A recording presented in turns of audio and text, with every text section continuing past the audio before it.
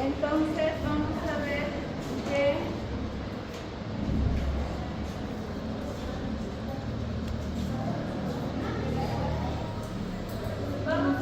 como hemos visto que según la localización, sobre todo la parte geográfica, nos va a servir de mucho, sobre todo para algunas patologías que son pues obviamente endémicas. ¿No? Ustedes saben que de región a región hay diferentes patologías que predominan más. La edad es muy importante, ya que ustedes saben que de acuerdo a la edad hay igual diferentes patologías que van predominando. Y de acuerdo a todo esto, pues hay que ver lo que es la duración de la fiebre y sobre todo ver cuál es el estado inmunitario que pues obviamente se va a llevar en este paciente, ¿no? Y vamos a ver que de estos pacientes, pasado de estos pacientes que tienen una fiebre de origen desconocido, que tenían una infección, en 6 meses el 6% pues se llega a observar que esta fiebre de origen desconocido ha persistido, ¿no?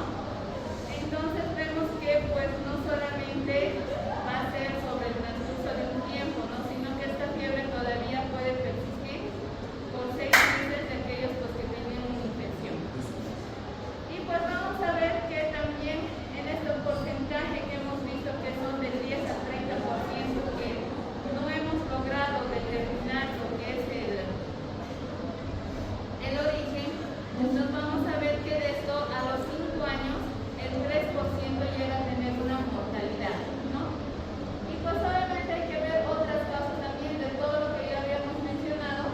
Hay que ver la parte si es un absceso crítico, si está en la parte intraabdominal o si prácticamente están en las válvulas aórticas o pues es prácticamente algún tipo de respuesta inflamatoria que estamos viviendo. Obviamente ya en la actualidad, como ustedes saben, ya hay muchas pruebas laboratoriales en las cuales ustedes nos van a poder ayudar, sobre todo en la parte viral. Ustedes saben que muchas de estas patologías, pues muchas veces no tenemos el apoyo laboratorial. Y pues ya con estas diferentes técnicas que obviamente ya están haciendo los diferentes laboratorios que constantemente se van capacitando, haciendo cursos y demás, pues ya se puede ver que ya hay muchas técnicas que nos están facilitando, sobre todo para la parte del diagnóstico, ¿no? Y una de ellas es para pues, la determinación de lo que son los linfomas, el virus del Epstein-Barr, lo que son las leucemias, los megalovirus y otras patologías virales más. Pero vamos a ver también que, como les había dicho, un tumor de tipo maligno, un proceso oncológico, pues sí también nos va a dar la fiebre, pero también al estarse formando este tumor va a desencadenar algunas citocinas inflamatorias y que pues esto en algunos tumores van a haber algunas zonas de necrosis, ¿no? Y pues esta zona de necrosis va a ser la que va a desencadenar este episodio de lo que es la infección y pues obviamente esto se va a ir complicando, ¿no? Ya sea que este tumor sea de un origen leucémico, de tipo linfomas o algunos otros tumores que van a ser metástasis sobre todo a lo que es el hígado, ¿no? Entonces, como les había comentado también, es que hay algunos fármacos que evidentemente sí nos van a inducir a lo que es la fiebre, ¿no? Y obviamente eso nosotros tenemos que saber que de todos estos procesos patológicos, la fiebre que va a estar inducida por los fármacos es un 5% de la hipersensibilidad medicamentosa, ¿no?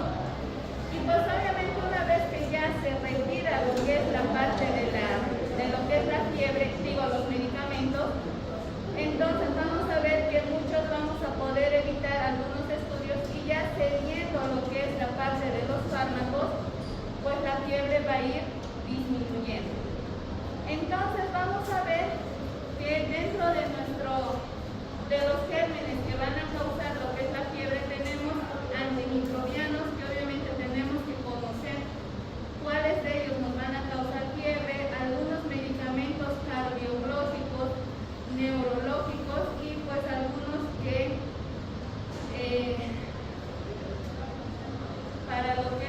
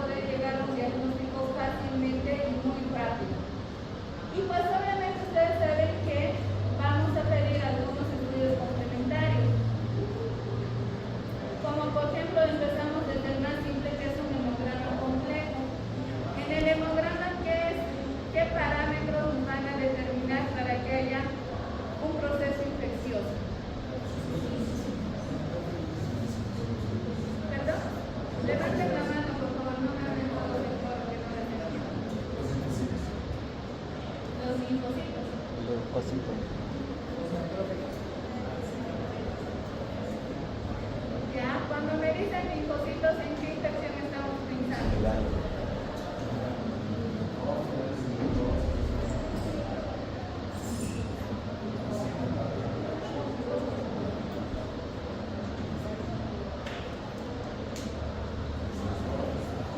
¿Qué serie se va a afectar en el hemograma?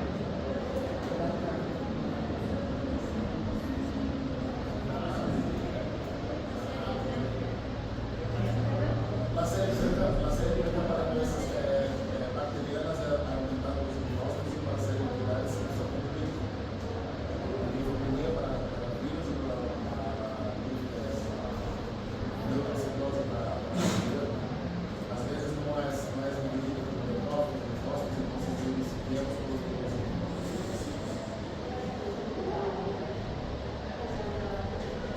muchas veces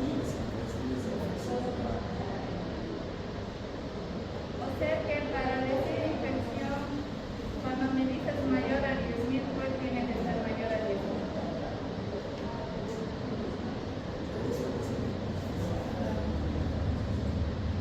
Cuando me dices que tiene que estar mayor a 10.000, ¿a cuál te refieres de la serie blanca?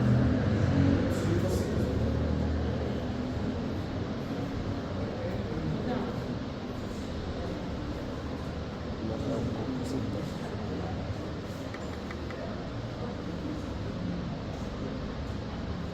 Todo lo que ustedes me han dicho, los linfocitos, neutrófilos, son las células diferenciales de un conjunto de células mucho más grandes, que son los glóbulos blancos. Y si se elevan los glóbulos, o sea, cuando hay infección, como vamos a ver en la sepsis, que hay un capítulo aparte para la sepsis, no solamente el aumento de los glóbulos blancos, que cuando decimos que hay leucocitosis, los glóbulos blancos pueden estar por encima de 10.000, pero también existe lo que es la leucopenia, o sea que cuando hay disminución de los glóbulos blancos también nos indica que hay infección. ¿No? Leucocitos, no linfocitos. Leucocitos. Ahí es el error que has cometido. Entonces, de acuerdo a la infección, si es bacteriana, viral, parasitaria o alérgica, las diferentes series, los diferentes diferenciales de los glóbulos blancos se van elevando. Cuando es un proceso bacteriano, ¿qué célula diferencial se eleva en la parte de la serie blanca?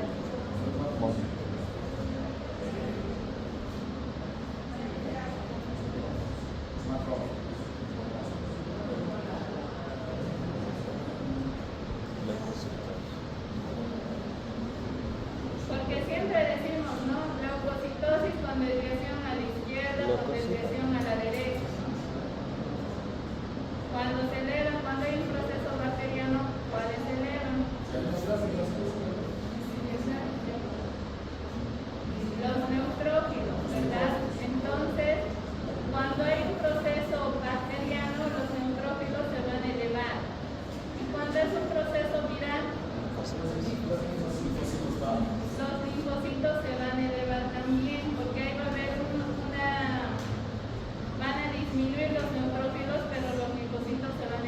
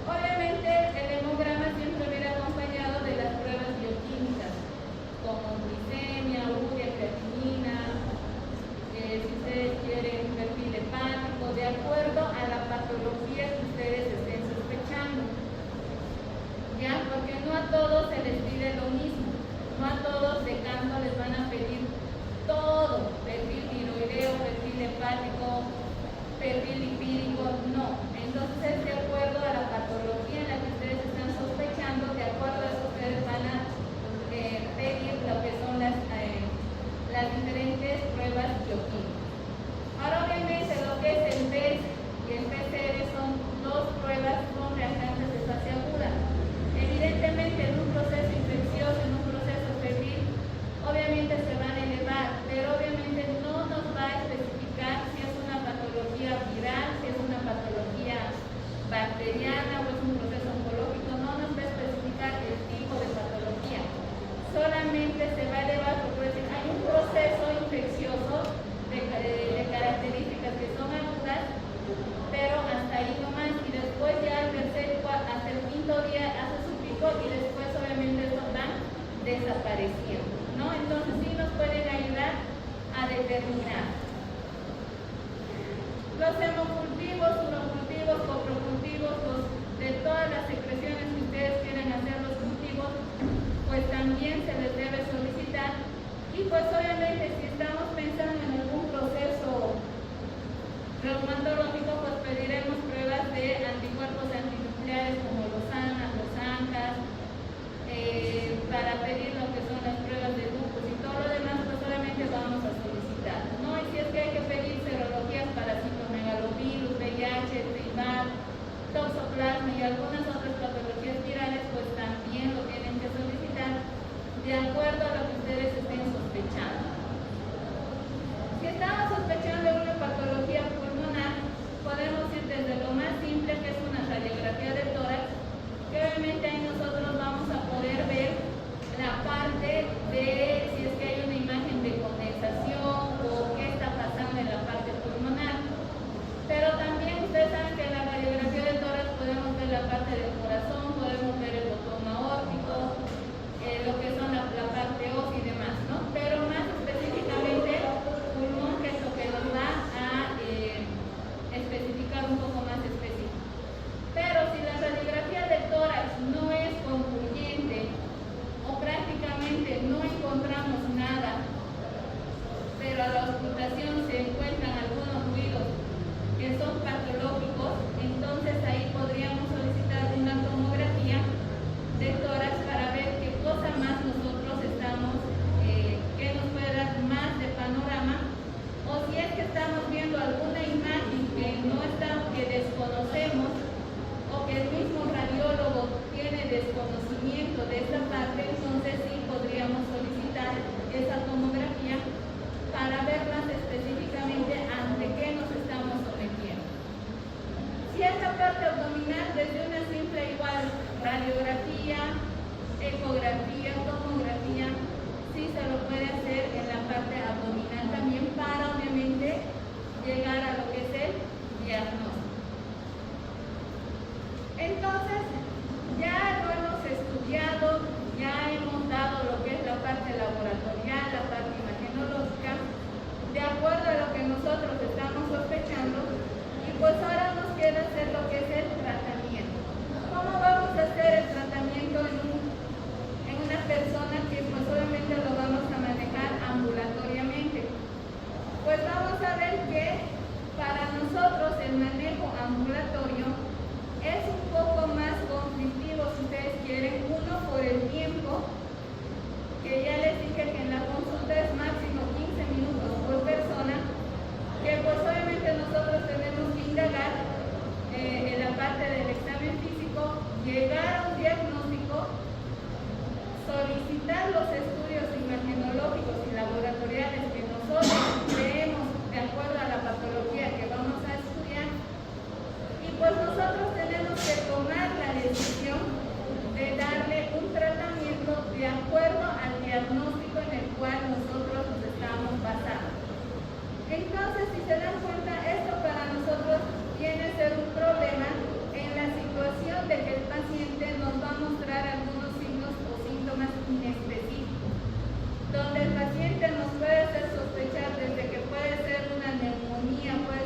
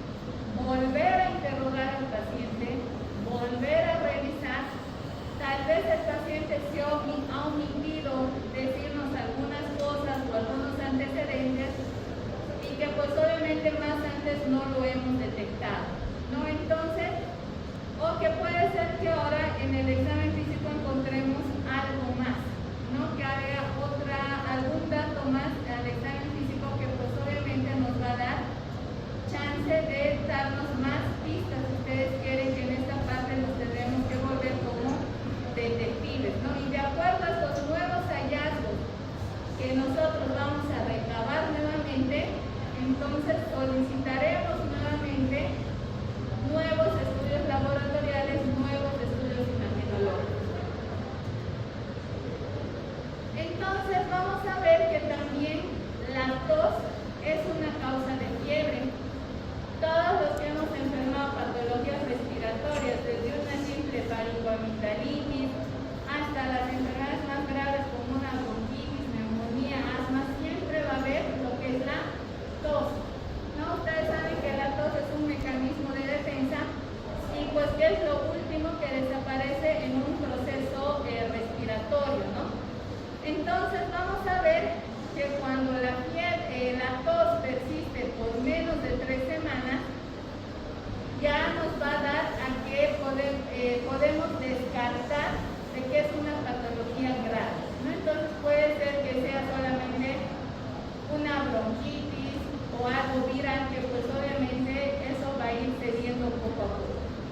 Pero si esta tos se vuelve más prolongada, que es más de 3 semanas, pues ahí nosotros ya tendríamos que pensar pues en otras patologías. Pues se puede tratar de una reacción de hipersensibilidad, como lo que es el asma, los procesos alérgicos, lo que es el reflujo gastroesofágico, con los reflujos pues también nos puede ocasionar tos, o algunas otras enfermedades que obviamente no estamos pudiendo detectar. Entonces, con esto el mensaje es que la tos no solamente es fidedigno de lo que es el aparato respiratorio, ¿no? Sino también la parte de la hipersensibilidad y la parte que hay que descartar, la parte gastrointestinal, ¿no?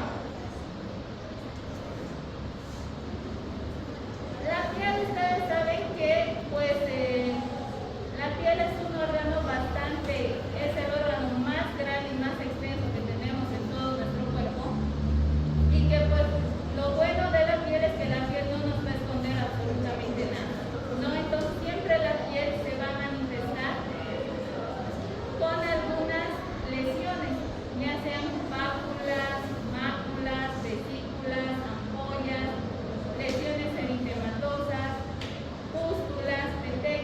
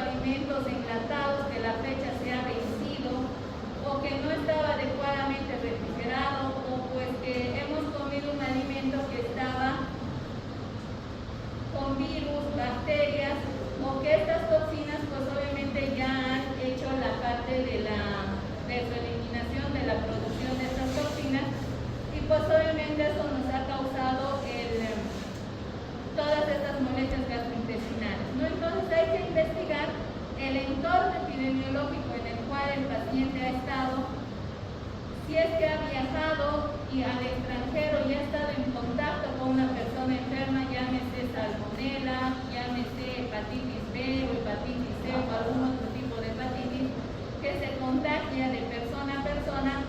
Entonces todo eso nosotros tenemos que indagar, pues obviamente para poder llegar al diagnóstico de la parte gastrointestinal. En la parte genitourinaria no hay donde perderse, ¿no? Solamente saber diferenciar, que vamos a ver más adelante, cuándo es una infección urinaria baja y cuándo es una infección urinaria alta y cuándo estamos hablando de sepsis. Entonces, generalmente cuando hay fiebre, dolor en los flancos, en la región lumbar, signo de Giordano positivo, náuseas, vómitos, escalofríos, malestar general, sudoración y todo lo demás, pues este paciente ya tiene criterios de ingresar al área de hospitalización, pero con el diagnóstico tal vez de una infección urinaria alta o una pielonefritis, ¿no? Y pues obviamente la idea de esta estancia hospitalaria, sobre todo en una infección urinaria, una pielonefritis, no debería ser más de 3 a 5 días, que es lo que trata lo que es la parte de lo que es el cultivo, ¿no? Entonces nosotros inicialmente tenemos que administrar de forma inmediata lo que es el antibiótico, ¿no? Primero recolectamos la muestra de orina para el urocultivo y ya posteriormente a eso podemos iniciar los antibióticos. Cosa de que ya más o menos al tercer, quinto día ya tengamos los resultados del cultivo y pues obviamente veremos si vamos a continuar con el antibiótico, pues que ya si hay un antibiótico que es por vía oral y lo podríamos mandar a la casa, o necesariamente el paciente se tendría que quedar hospitalizado si es que le sale una cepa de características PLE y que el paciente y que ese germen solamente sea sensible a imipenem, meropenem, vancomicina, que lastimosamente no tenemos la presentación vía oral, pues lastimosamente ese paciente se tendrá que quedar entre 10 a 14 días de acuerdo al tiempo en el que ustedes consideren darle lo que es el antibiótico. Entonces, volvemos, ¿cuál es el objetivo? El objetivo de todas estas enfermedades infecciosas, las fiebres de origen desconocido y demás, es prácticamente llegar al diagnóstico exacto, ¿no? Saber cuáles son estos factores que van a ser importantes tanto para el huésped como la parte epidemiológica, que esto nos va a ayudar pues prácticamente a llegar a nuestro diagnóstico, a nuestro objetivo, que es que ese paciente tenga un diagnóstico y tenga un tratamiento y ese paciente pues llegue a la curación. Y pues como les decía, las pruebas de laboratorio pues siempre nos van a ayudar, nos van a guiar a esta investigación de la patología pues que este paciente nos va a referir. ¿Hasta ahí tienen alguna duda, pregunta? No. Bueno, entonces ya en la parte de lo que es la parte de las infecciones nosocomiales, pues vamos a ver que existe una regla, ¿no? Donde prácticamente se van a ir agrupando en seis mnemotécnicos que nosotros nos podemos agrupar y son las 6 Ws, ¿no? De las cuales la primera que encabeza viene a ser lo que es wine, lo que es el viento. Entonces vemos que acá la fiebre va a aparecer en las 24 horas, pero esto va a estar relacionado, si decimos viento, entonces va a estar relacionado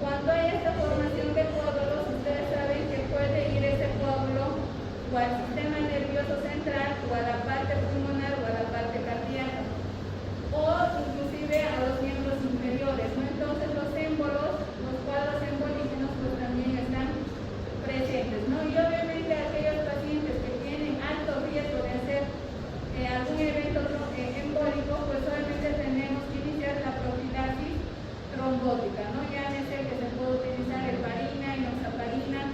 Entonces eso nos va a ayudar a que no se formen tan frecuentemente los coágulos.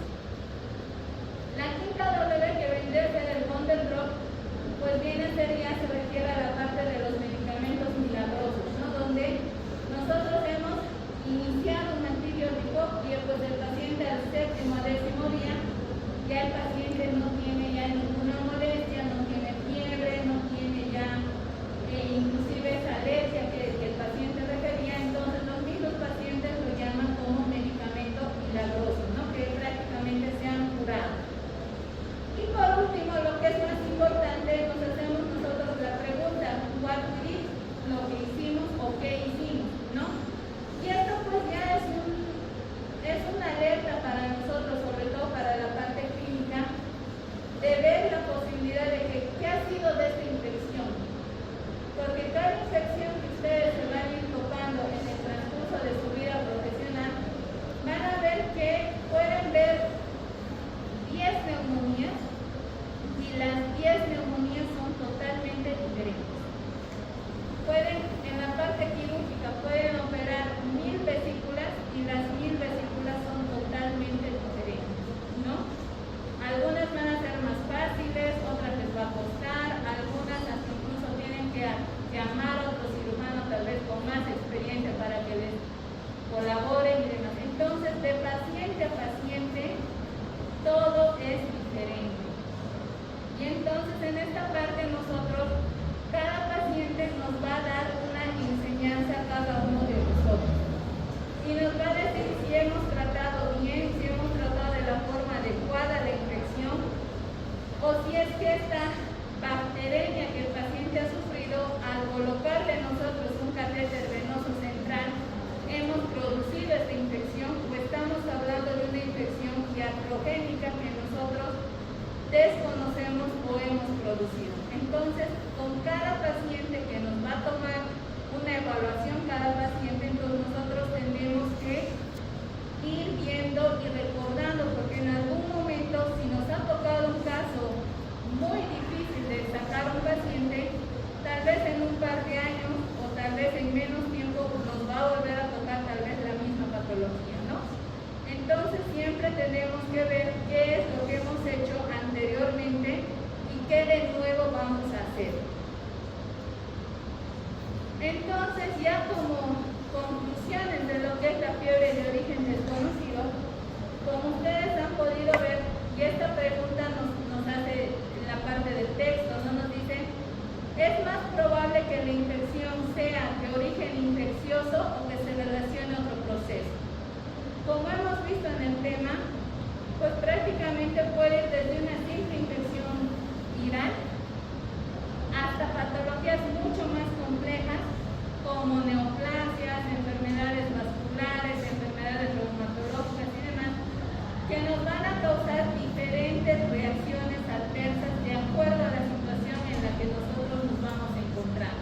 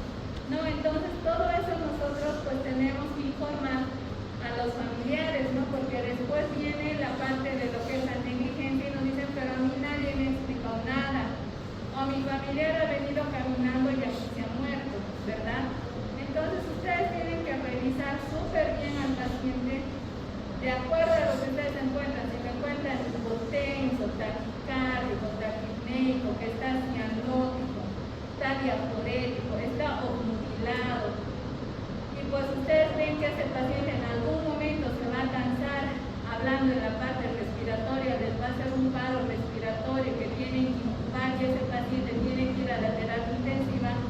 Todo eso ustedes tienen que alertar a los familiares. No se lo guarden al paciente hasta lo último, ¿no? Porque después el problema va a ser para cada uno, para ustedes, ¿no? Siempre deriven a las diferentes especialidades que correspondan en su debido momento, mientras más antes mejor, ¿no? Pero siempre con criterios vamos a enviar a los diferentes especialistas o vamos a derivar a un tercer nivel. Y obviamente hay que ver si los antipiréticos nosotros lo vamos a utilizar solamente como tratamiento sintomático, que en una patología viral pues obviamente vamos a dar solamente tratamiento sintomático porque no vamos a dar para más, ¿no? Si es como les dije, una infección urinaria, una neumonía que se puede tratar en casa y demás, pues daremos un antipirético o antibiótico, pero todos tienen que ser justificados, ¿no? Yo tengo que justificar, como les dije, en mi historia clínica tiene que estar bien justificado. Mi anamnesis tiene que ser sumamente detallada, lo más completa posible, con una muy buena redacción, ordenada cronológicamente, y posteriormente, si en mi anamnesis el paciente ya me dice algunos signos y síntomas de la parte pulmonar, pues ya en mi cabeza tendré que pensar qué cosas voy a encontrar en mi examen físico. Si es una neumonía, podré encontrar crépito, soplo-tubárico y demás situaciones, ¿no? Entonces, todo eso ustedes tienen que justificar. Si ustedes hacen una muy buena historia clínica, llegan a un diagnóstico correcto y demás, su tratamiento va a estar recontra justificado. O sea, no van a tener de dónde el familiar les agarre y les diga, usted me ha hecho un mal tratamiento, ¿no? Y obviamente van a confirmar con todas las pruebas que ustedes van a solicitar. Hasta ahí ha terminado lo que es todo lo que es la fiebre de origen desconocido. Ahora vamos a ver que la fiebre también, de acuerdo como hemos visto con las diferentes patologías, pues vamos a ver que es totalmente diferente desde la parte de la sintomatología, la parte del abordaje de lo que es el tratamiento, y pues van a ver que es totalmente diferente, ¿no? De acuerdo a los sistemas a los cuales nos vamos a referir. Y uno de ellos es para los pacientes que van a tener fiebre, pero que nosotros estamos sospechando o el paciente tiene una infección entérica. Entonces, hablando de la parte epidemiológica, todas las infecciones entéricas gastrointestinales sabemos que son muy endémicas. Y pues estas infecciones generalmente a nivel mundial ocupan el segundo lugar de lo que son estas infecciones. Y generalmente vamos a ver que en la parte de los lactantes, sobre todo, si nos revocamos a lo que es al continente africano, ustedes saben que en África la mayoría, por no decir casi el 100%, casi el 70-80% de la población son desnutridos, ¿no? Porque, bueno, no hay tal vez muchos recursos o la alimentación sea cara, la verdad se desconoce esa parte, pero si ustedes se fijan las fotos, imágenes y demás, hay muchos niños que tienen huachorco y todas estas desnutriciones, ¿no? Y pues es una causa de mortalidad en estos continentes, ¿no? Y en la parte incluso de algunos países tropicales que están en vías de desarrollo, igual la desnutrición es una tasa de mortalidad bastante elevada, ¿no?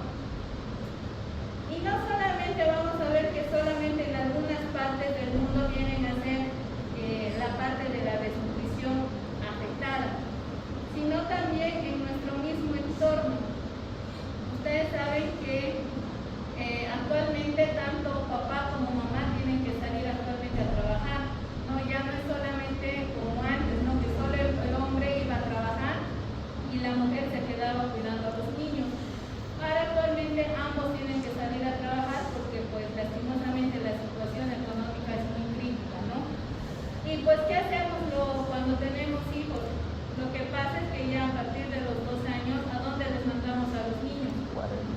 A las guarderías, ¿verdad? ¿Y qué es lo que sucede en las guarderías? Pues que los niños, ustedes saben, si han tenido hermanitos menores o tienen sus hijos, sobrinos y demás, los niños, ¿qué es lo que hacen? Se cae el dulce al suelo y pues se lo hacen y así con todo el polvo, la basura y demás, se lo meten a la boca, ¿verdad? O si es que hay un niño en la misma guardería que está con hepatitis, le invita de su dulce o le invita de su vaso y pues el niño también se contagia. Entonces los cuidados en las guarderías, no es por dar mala propaganda, pero una parvularia no se puede hacer cargo a veces de 10, 15 niños, no puede estar con todos los niños, tendrían que estar toditos los niños sentaditos en un círculo y ahí sí pues los podría controlar, pero ustedes saben que el niño no se puede quedar sentado, siempre camina, juega, se bota al suelo, juega en la arena, en el centro, en lo que ustedes quieran. No, entonces nunca va a ser 100% bien cuidado ese niño. Si nos vamos a la otra parte de aquellas personas que tienen capacidades diferentes, estamos hablando de aquellas personas con discapacidad intelectual, discapacidad motor y demás. Hay colegios también que son especializados, instituciones que están dedicados a lo que es la parte del cuidado de estas personas.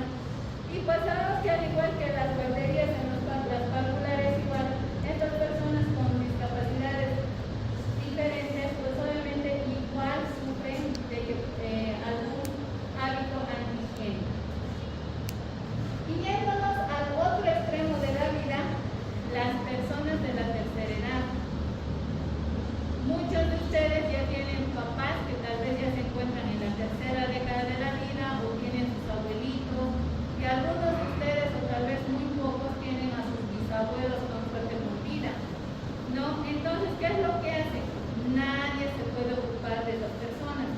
Entonces, ¿qué es lo que hacemos? Porque todos tenemos que trabajar, no hay quien le cuide al abuelito, a la abuelita, al bisabuelo, bisabuela, papá, mamá. Entonces, ¿qué es lo que hacemos? Más fácil, los vamos a dejar a una casa hogar. Y pues hay algunos hijos, familiares malagradecidos que se olvidan por completo de sus familiares y los abandonan, ¿no? Entonces sabemos que ahí también no hay el debido aseo, no hay el debido cuidado, tampoco se sabe cómo manipulan la alimentación para que estas personas puedan comer, ¿no? Y pues ya viendo estos otros grupos de personas que con los cuales nosotros nos vamos a someter también son la parte de los inmunodeprimidos. Actualmente ustedes saben que el VIH ocupa el primer lugar en las patologías a nivel mundial y que pues lastimosamente nunca nos vamos a poder deshacer de esta enfermedad. Y pues cada vez van a ir apareciendo más inmunodeprimidos, la parte oncológica que cada vez está creciendo más también y nos lleva a la inmunodepresión, pues también nos van a causar algunas infecciones. De acuerdo a la parte epidemiológica, ustedes van a ver que hay diferentes microorganismos, ¿no? Como por ejemplo, si vamos a ir a los Estados Unidos, en la parte de las zonas montañosas, el germen que más frecuente va a predominar viene a ser lo que es la Giardia. Si nosotros nos vamos a ir a países tropicales o tropicales como tenemos acá en Sudamérica, Brasil, o yéndonos aquí a Bolivia, Santa Cruz, Benipan o la parte del trópico acá en Cochabamba, los gérmenes que más frecuente vamos a ver van a ser lo que es la E. coli, Shigella, Salmonella, Giardia. Y si estamos hablando de la parte inmunodeprimida, lo que es la Ciclospora, Cryptosporidium, ¿no? Y pues si nosotros vamos a utilizar antibióticos o el paciente está en quimioterapia o pues prácticamente consume muchos inhibidores de la bomba de protones tipo omeprazol, pues prácticamente tiene ese paciente más probabilidad de que crezca o se desarrolle un Clostridium difficile. En las guarderías, que es lo de moda, o en las casas de reposo o en las instituciones que cuidan a personas con capacidades diferentes,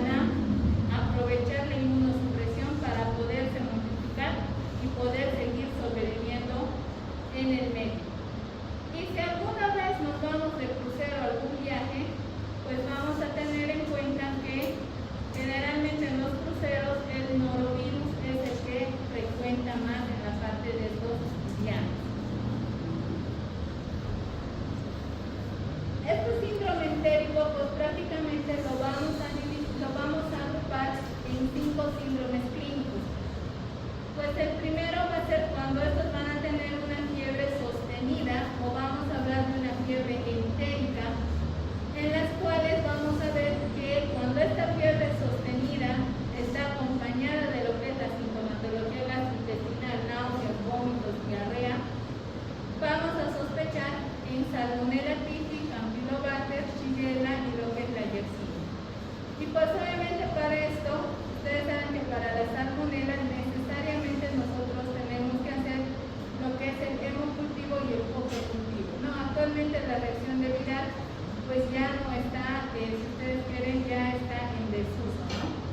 Y pues obviamente también si detectamos que es una Salmonella o que es Shigella o Campylobacter o Yersinia, empíricamente vamos a iniciar antibióticos para que este paciente pueda mejorar, y pues también vamos a ver que de acuerdo a los resultados nosotros vamos a iniciar un tratamiento adecuado y acorde a lo que nos va a decir los cultivos.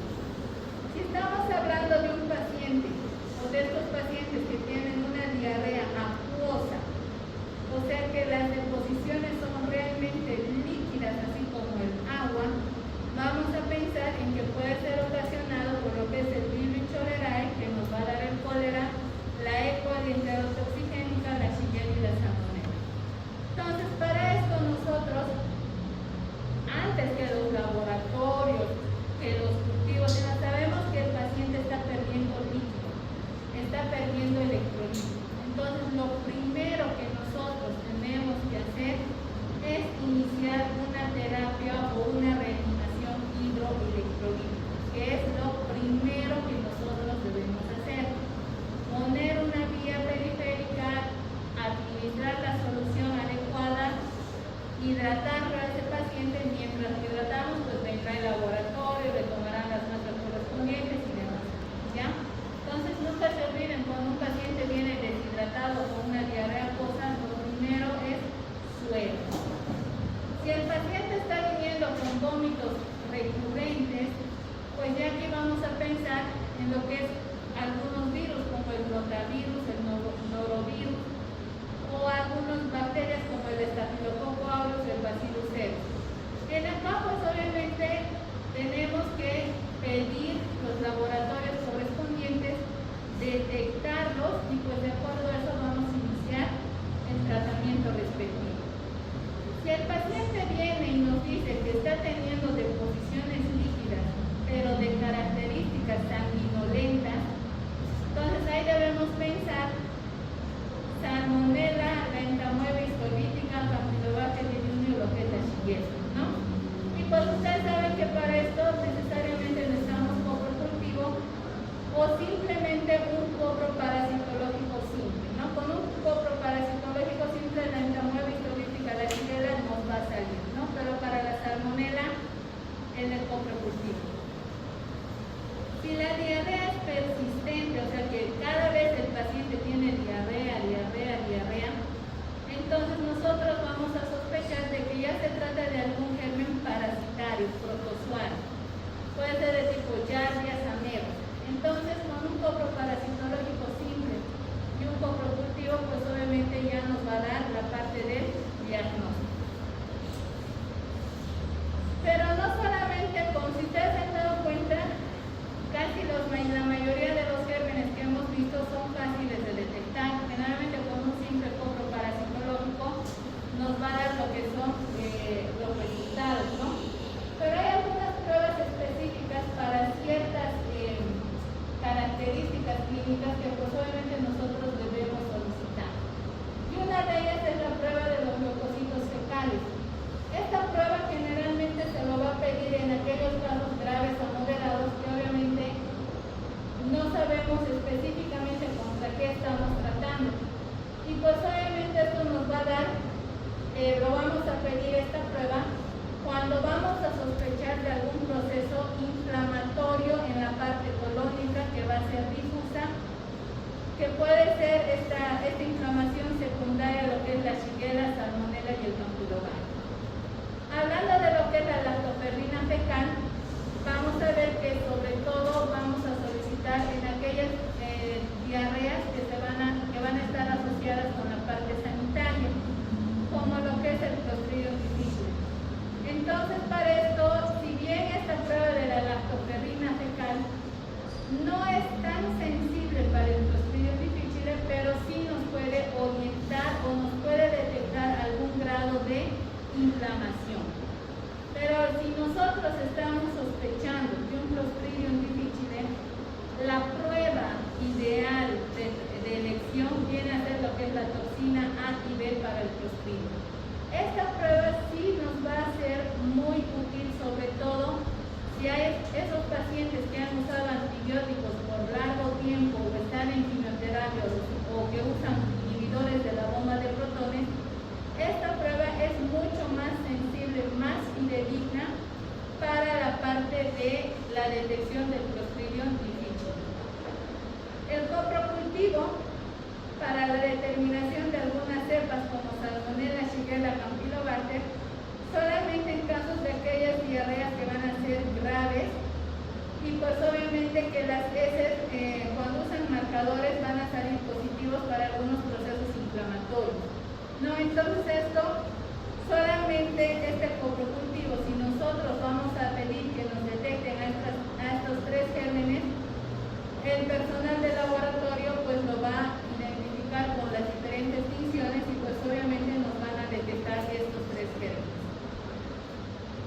Si estamos sospechando de lo que es el cólera, de lo que es el Typhimurium cholerae, pues vamos a pedir nosotros un coprocultivo, no para el vidrio, o si es que estamos sospechando del Escherichia coli 157, que son de estas causas de diarrea acuosa, pues la prueba ideal son estos, ¿no? Y pues obviamente cuando hay casos de cólera o se va, como ya ha habido algunos brotes en lo que es Santa Cruz, con lo que es el cólera, pues esto nos va a ayudar mucho a la determinación, ¿no? Sobre todo de las toxinas. Un parasitológico simple, ustedes saben que para cualquier tipo de diarrea, sobre todo si es persistente después de algún viaje, es ideal porque obviamente nos va a dar la parte microscópica y nos va a determinar lo que es el germen. Pero si ya hemos hecho todos estos estudios y todo nos sale negativo y demás, pues tenemos un último estudio que se llama el esófago-gastroduodenoscopía o la sigmoidoscopía flexible. Entonces estos estudios nos van a servir para determinar qué causa la enfermedad es, si es que estamos ante un colon irritable, una enfermedad de Crohn o alguna de esas otras patologías gastrointestinales que pues obviamente con estas pruebas de laboratorio nosotros no hemos podido determinar la causa de la diarrea. En forma resumida, el tratamiento de estas infecciones gastrointestinales, lo primero, si el paciente, como les decía, está con náuseas, vómitos, diarrea, deshidratado, lo primero que ustedes tienen que hacer es la reanimación híbrida. Ustedes saben que en pediatría existen tres planes, ¿verdad? El plan A, plan B, plan C. ¿El plan A cuál es?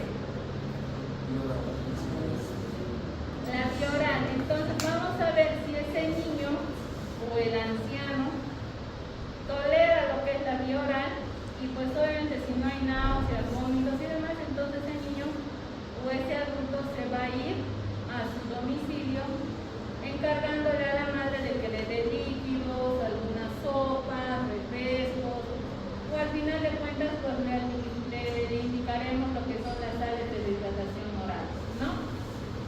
Pero si, ¿y el plan B cuál es? Igual vía oral.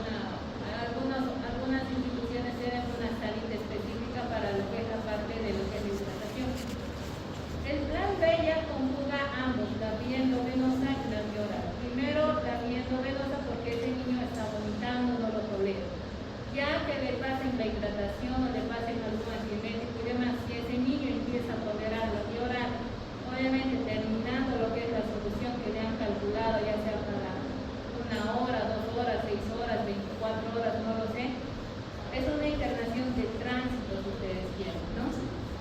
Y el plan C ya es pues prácticamente endovenoso, ¿no? Donde ese niño está ya en muy mal estado general, está deshidratado, tiene la piel y las mucosas secas, todo lo demás, entonces ese niño se tendrá que quedar, ¿verdad? Hospitalizado.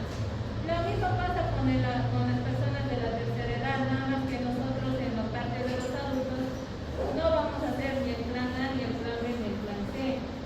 No, lastimosamente nosotros, el paciente pedirá, toma un poquito de agua y lo vomita.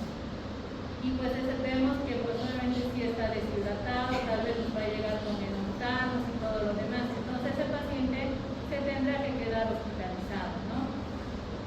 O si el paciente te dice que está con diarrea, pero que sí se alimenta bastante bien y todo lo demás, pues obviamente le vamos a dar su tratamiento para que se vaya a la casa, sales de hidratación y demás situaciones, ¿no? Entonces la parte de esta de la reanimación hídrica es muy importante, porque sobre todo en las diarreas y en los vómitos lo que más se pierde es sodio y potasio, ¿no? Entonces eso tienen que tener muy bien claro. Si el paciente se va a ir a la casa o se va a quedar hospitalizado, tenemos que saber adecuadamente qué dieta nosotros le vamos a dar. Hay algunas dietas que son de tipo astringente, si es que el paciente tiene bastantes deposiciones líquidas, entonces pues, con la dieta, aparte de los medicamentos y demás, hay algunos medicamentos que son astringentes, o sea que nos va a frenar, si ustedes quieren, o disminuir la frecuencia de las deposiciones líquidas, como la canela, el agua de arroz, la maicena. Algunos a sus abuelitos les han debido escuchar pan quemado para que le corte la diarrea, si ustedes quieren. Entonces hay algunos alimentos que pues obviamente nos van a ayudar con frenar la frecuencia, y en algunos casos hay algunos alimentos que nos van a ayudar a la renovación de los enterocitos y la recuperación posterior de la flora. Y pues estos alimentos es lo que prácticamente nuestra mamá, nuestros abuelos nos daban, ¿no? Lo que son las sopas, el caldo de pollo, que muchas veces ese caldo de pollo es milagroso para nosotros. Si ustedes se han criado con sus abuelos, ¿qué es lo primero que les daban las abuelas? El caldo de pollo, ¿verdad? Los que han tenido el placer de convivir con sus abuelos han conocido todas estas cosas que les estoy diciendo, del pan quemado, del caldo de pollo y demás, y para ellos era pues el mejor remedio, ¿no? Las galletas saladas, si en algún momento lo va a tolerar por lo que se está perdiendo el sodio, las verduras al vapor, las carnes que sean hervidas o asadas, ¿no? Entonces eso pues prácticamente es la milagrosa dieta. Y en los hospitales ustedes van a ver el famoso caldo de pollo, ¿no? Que les dan a los pacientes en diferentes presentaciones, ¿no? Hay una terapia inespecífica donde pues el paciente ha venido por diarrea. Entonces estos pacientes lo que quieren es frenar, porque están en el trabajo y pues a cada rato van al baño. Tienen que ir cada 5 minutos, cada 10 minutos, y es molestoso, es doloroso, y pues cada deposición te deshidratas más, ¿no? Entonces lo que tenemos que hacer acá es el control de la diarrea, ¿no? Y pues para eso utilizamos algunos medicamentos tipo loperamida, ¿no? Que eso obviamente no nos va a hacer la cura definitiva, pero sí nos va a mejorar parcialmente, ¿no? Si en toda la mañana hemos ido unas 20 veces al baño, administrando lo que es la loperamida, pues tal vez bajaremos unas 10 o 5 veces al día, ¿no?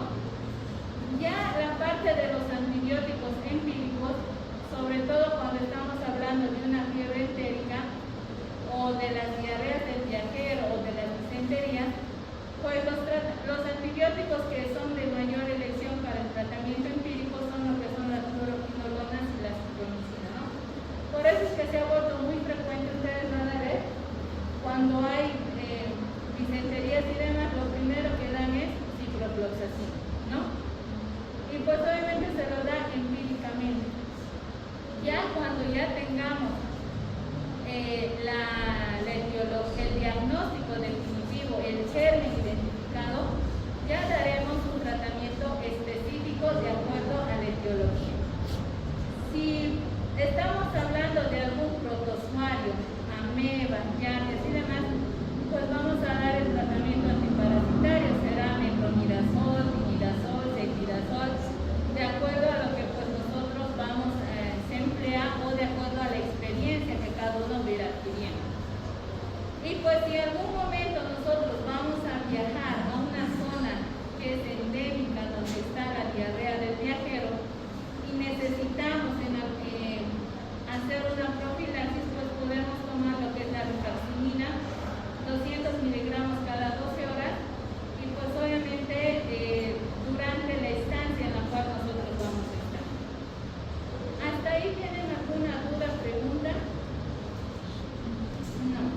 Ya después, más adelante, vamos a ver la parte ya más detallada de las patologías. ¿Dudas, preguntas? Alguns médicos, principalmente quando se trata de exposiciones líquidas, diarrea, algunos médicos prefieren, por ejemplo, hacer el control sin indicación. Por ejemplo, Yakult, que tiene lactobacilos, algunos los probióticos también que están usados, algunos incluso en dicho para hacer la hidratación. ¿Eso sí hay algún tipo científico que pueda comprobar eso o sencillamente nosotros estamos dando lo que es necesario para el paciente por una hidratación correcta? Hasta que te salgan los resultados, si es que estás en un tercer nivel, que tienes laboratorio 24 horas al día, Sí. obviamente a ese paciente tú le vas a decir que tiene que dejar la muestra y que pues a lo mucho, exagerando, en 2 horas va a dar el resultado. Y pues ahí obviamente tú en un poco parasitológico simple, pues obviamente vas a poder determinar la causa. ¿Qué es lo que pasa si tú trabajas en un hospital de segundo nivel, donde hay en algunas instituciones, no solamente en la parte pública, sino también en la parte privada, donde el laboratorio no es 24 horas? El laboratorio solamente es hasta las 2 de la tarde o en el mejor de los casos hasta las 8 de la noche. En esos casos, pues si el paciente te viene a las 9, 10 de la noche, sabemos que después de las 7 de la noche, en la parte privada, aumenta el costo, ya sea de los laboratorios, de atención médica, si compran de ahí los medicamentos, incrementan el porcentaje de los medicamentos. Si ese paciente quisiera y en tu institución te dan el chance de que si tú necesitas laboratorio, puedes llamar para que el laboratorio venga, obviamente te van a decir que se incrementa, no sé si es el 5 o el 10% del costo adicional. Si ese paciente te acepta, no hay problema. Pero si te dice que no ha traído el dinero suficiente, hablando en la parte privada, pues mientras tú le puedes dar, si tú quieres, algún prebiótico o probiótico, ya sea Florestor, Multiflora, lo que tú quieras. Sales de la hidratación, hasta si quieres loperamida, y le das la orden del costo parasitológico o el costo cultivo. Eso es lo que se hace, no es con la finalidad de tratar la diarrea o específicamente, es un tratamiento inespecífico. ¿Por qué damos el Florestor, Multiflora y esos probióticos, prebióticos? Se da con la finalidad de que hay algunos estudios que te dicen que tienen esa posibilidad o esa facilidad de volver a regenerar lo que es la flora gastrointestinal. Solamente por eso. Pero después así que te corte definitivamente la diarrea, algunos pacientes te dicen que sí. Pero eso es con la ayuda de la loperamida, las sales de hidratación, que obviamente le estás ayudando a nosotros. No estás tratando el origen. ¿Ya? Bueno,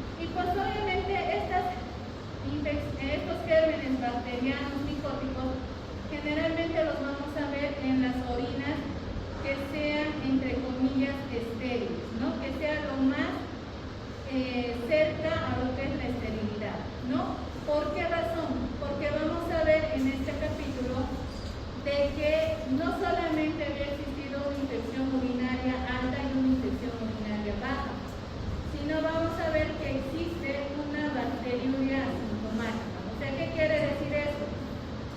Que nosotros, porque trabajamos en una institución, siempre a todo trabajador que trabaja en la parte pública o en la seguridad social, cada año somos sometidos a estudios. Generalmente nos hacen estudios de sangre, uno de ellos es el examen de orina, radiografía y un montón de cosas que nos solicita en la parte de medicina del trabajo, ¿no? Entonces, los médicos del trabajo nos piden todos estos estudios y da la casualidad de que nosotros no tenemos ningún síntoma, ninguna molestia urinaria, pero resulta que en nuestro examen general de orina nos sale bacteriuria, ¿no? La otra cosa es la cistitis, que lo conocen como las infecciones urinarias bajas, las pielonefritis, que ya vienen a ser la parte de la infección urinaria alta, y lo que debemos evitar es llegar a la sepsis, que sea de foco urinario. Entonces, hemos visto que ya en la parte, este bioquímico que es CAS, en el año 1950, se ha dedicado a estudiar lo que son las orinas. Y ha visto que la presencia de las bacterias mediante las sondas urinarias tenían un valor significativo cuando encontraba que estas bacterias eran por encima de 10 a la 5 unidades formadoras de colonias en 2 muestras consecutivas. O sea que para él, que se recolectaba de la parte media de la misión. O sea que para él, con esta cifra, con estas 2 muestras, él ya podía decir que era patológica esa orina.